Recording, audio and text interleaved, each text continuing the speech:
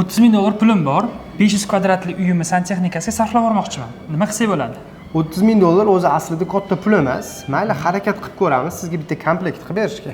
Bo'ldi, aka, aytib turing, hisoblab ketaman. Birinchi o'rinda uyingizni proyektini qilib olishimiz kerak. Taxminan $500-700 atrofida pulingiz ketadi. 500 kvadrat uyga 500 kvadratiga teplый pol qilsak, trubani o'zi, tagidagi izolyatsiyasi, kollektorlar bilan taxminan $3,5-4,000 yaxshi sifatli yevropeyskiy narsa ishlatsangiz ketadi. Har bitta xonaga radiator qo'yishingiz kerak bo'ladi. Har bittasini $100-150 dan olsangiz, umumiy hisobda krallari bilan birga $1,5 pulingiz ketadi. Polgacha bo'lgan xonalaringiz bo'lsa, yo konvektor yoki dekorativniy radiator tavsiya qilamiz. Uni ham har bittasini $500 dan olsangiz, ikkita xonangiz shunaqa xonangiz bo'lsa, $1000 pulingiz ketadi. Issiq suv, sovuq suv, otopleniyasi, kanalizatsiyasiga ketadigan hamma truba fittinglarni hisoblasa, tajribamizdan kelib chiqib aytaman, 3000-4000 atrofida pul ketadi shu narsani o'ziga ham. Xo'p, va hammasi yig'ilib kotelniga boradi. Kotelni bu santexnikaning eng katta xarajatlaridan bittasi hisoblanadi. 500 kvadratli uyingizga ikkita kondensatsionniy yevropeyskiy Viessmann kotellarni qo'ydik.